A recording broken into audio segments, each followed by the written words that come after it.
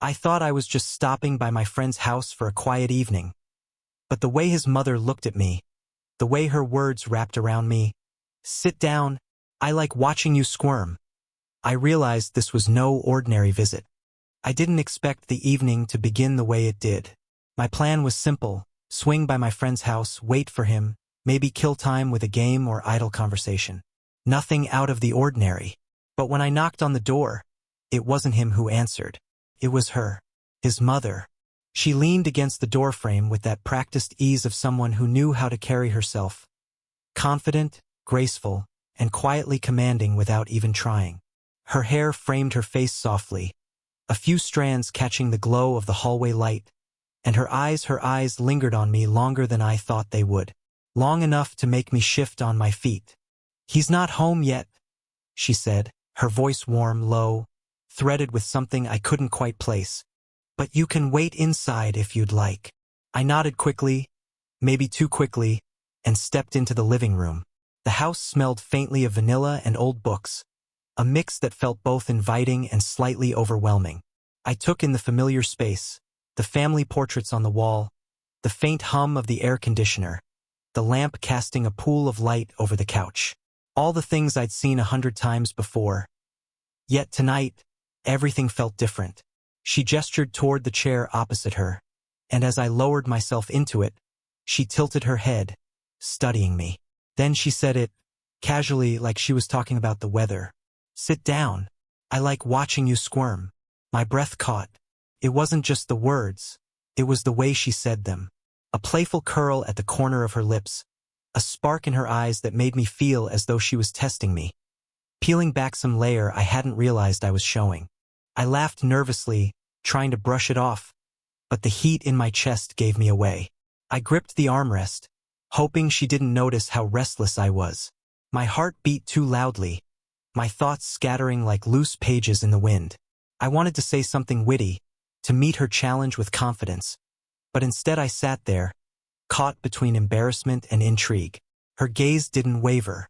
She seemed to enjoy the silence, as if my discomfort was part of a game only she knew the rules to. I could feel it, the weight of her attention pressing in on me, equal parts unsettling and magnetic. And in that moment, sitting across from her, I realized something I hadn't before. This wasn't going to be just another evening. Something unspoken had already shifted. The seconds ticked by louder than they should have, like each one was trying to remind me that I didn't belong here, alone with her. She sat across from me, the soft glow of the lamp catching in her hair, making her look more composed than anyone had the right to be at this hour. I shifted in my seat, trying to find comfort in the silence, but she seemed to thrive in it. She leaned forward, elbows resting on her knees, eyes never leaving mine. "So," she said at last, her voice unhurried, deliberate. "Tell me something about yourself your friend doesn't know." The question caught me off guard. I laughed under my breath, rubbing the back of my neck. Like what?" She shrugged, a slow, graceful lift of her shoulders. "Anything. A secret. The thought.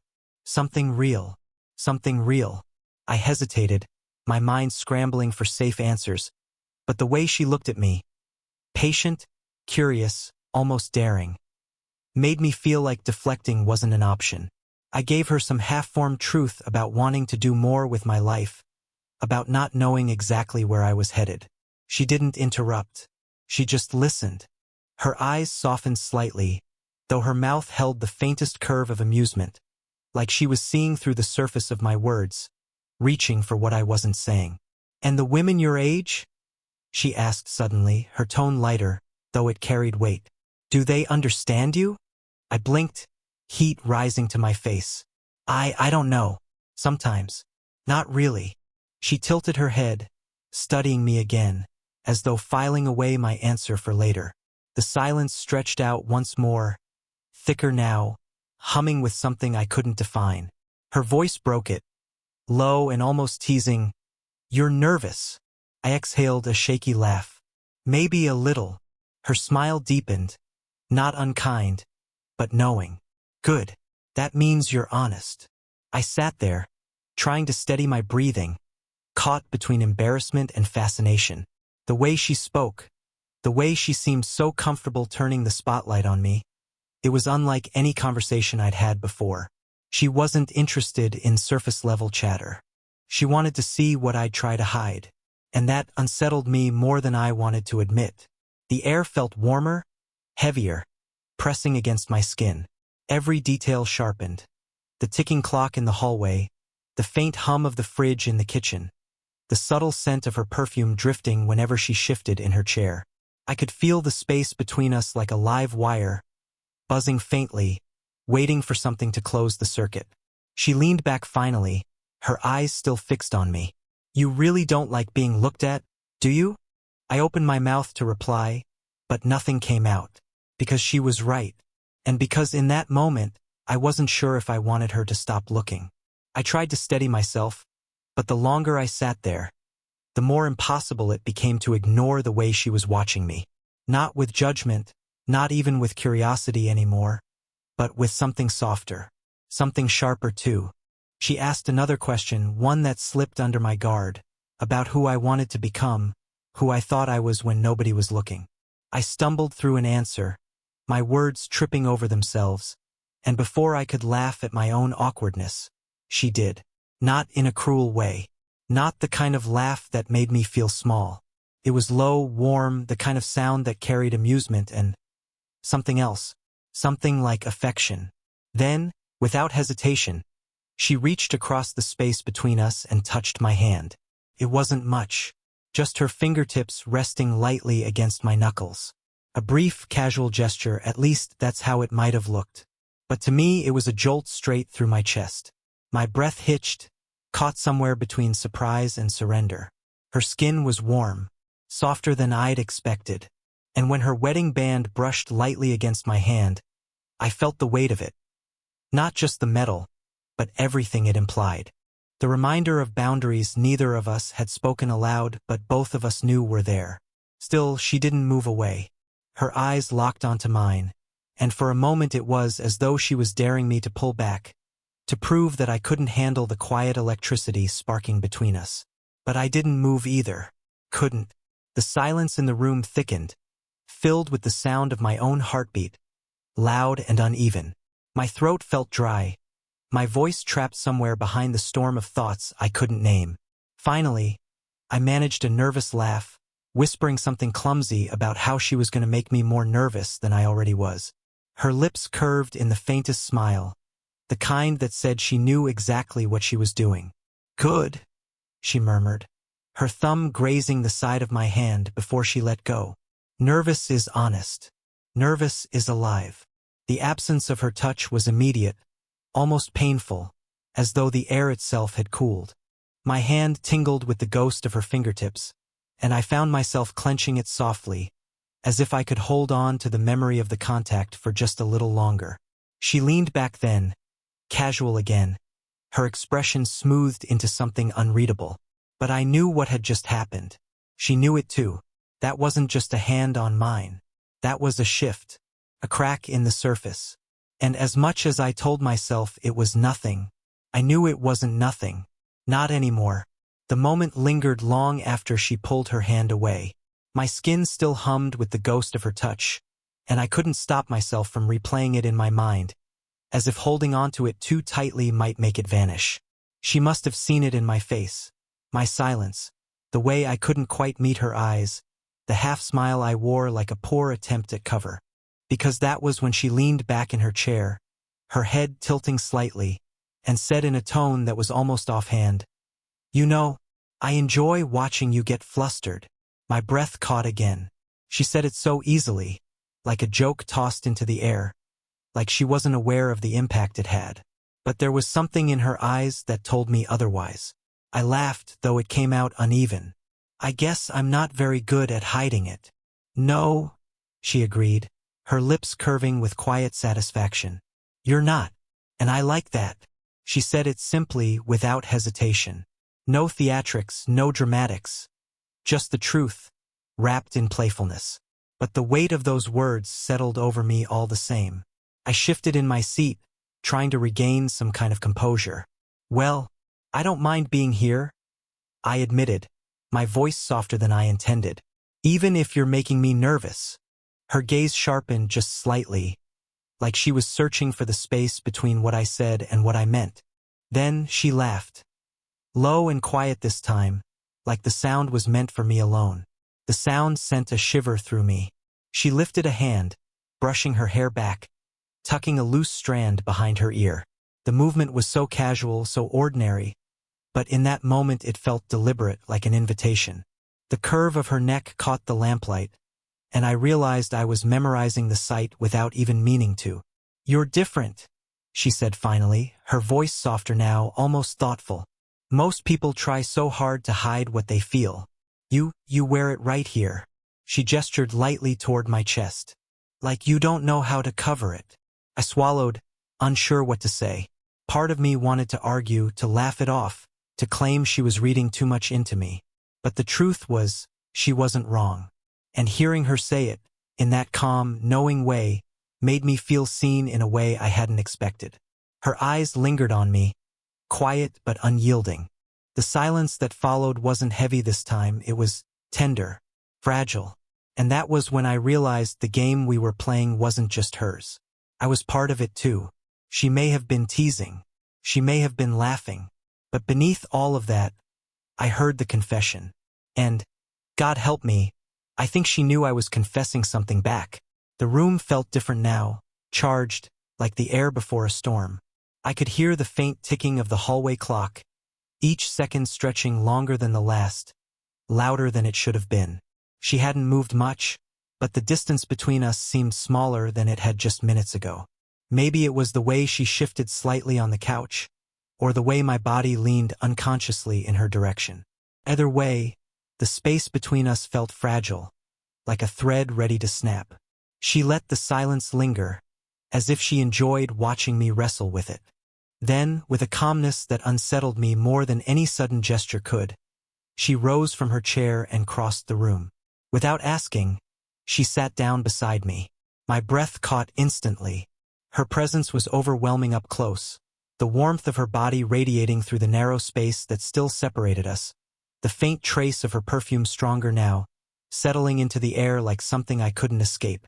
I glanced at her, careful not to linger too long, but she was already watching me. Her eyes were steady, unwavering, and I felt myself unravel under them. "You ever wonder," she began, her voice low, almost conspiratorial, "what it's like to want something you're not supposed to?"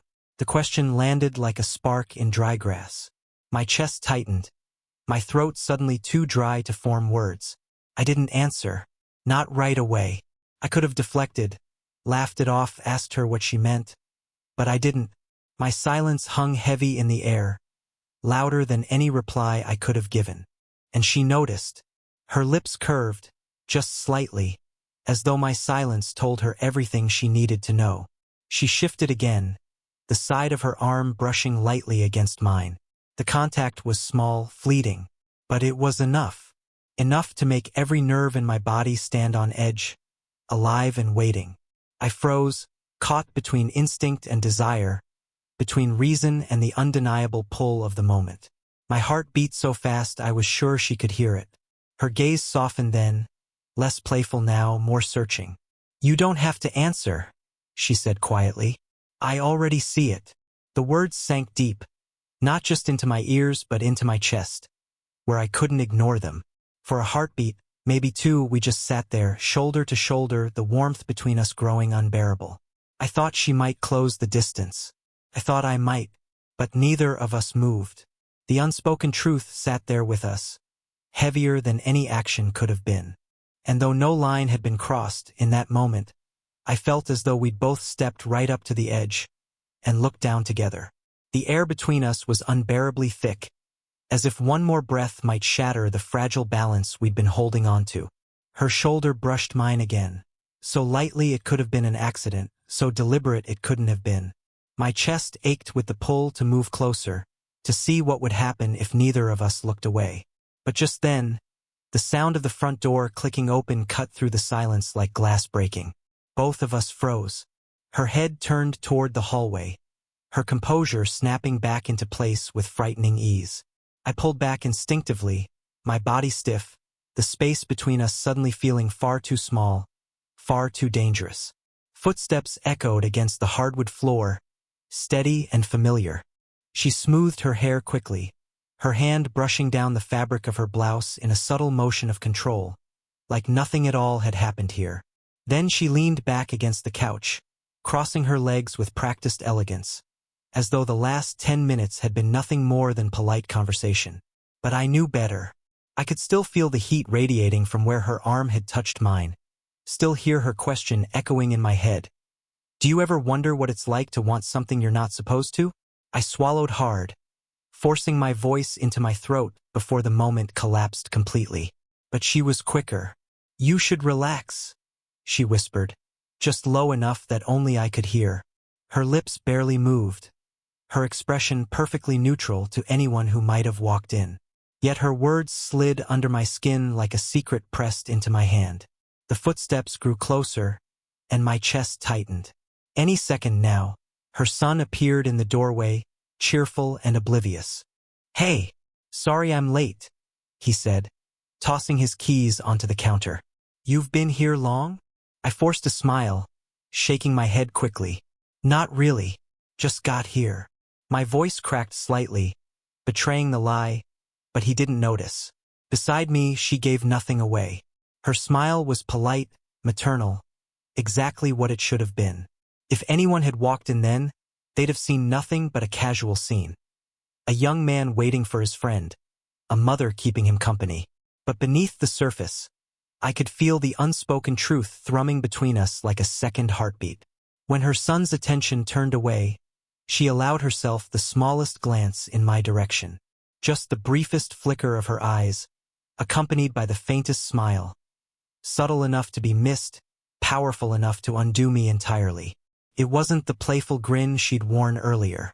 It was quieter, knowing, the kind of smile that said, I remember what just happened, even if we'll never speak of it again. And in that moment, I understood something I hadn't before. This wasn't just about teasing or curiosity or making me squirm. We were holding a secret now, one we hadn't asked for, but one neither of us would forget. The rest of the evening played out as if nothing had happened. At least, that's how it must have looked from the outside. My friend chatted about his day, moving around the kitchen, grabbing snacks, filling the silence that had once been so heavy. But I barely heard him. My mind was still back in that fragile moment, when her shoulder brushed mine, when her words cut deeper than she probably realized. I could feel her presence beside us, moving through the room with ease, smiling at her son, speaking casually as though she hadn't just turned my world upside down. She was composed, graceful, untouchable. And yet, every so often, I caught her eyes flick toward me, soft and fleeting, like small reminders that yes, it had been real. That yes, she remembered too. Eventually, it was time for me to go. I stood by the door, slipping on my shoes, pretending my hands weren't trembling just slightly. My friend gave me a clap on the shoulder, already distracted with something on his phone. But she was there, standing a few steps behind him, her posture calm, her smile measured. Thanks for keeping him company, she said, her voice light, practiced. Anyone listening would think nothing of it.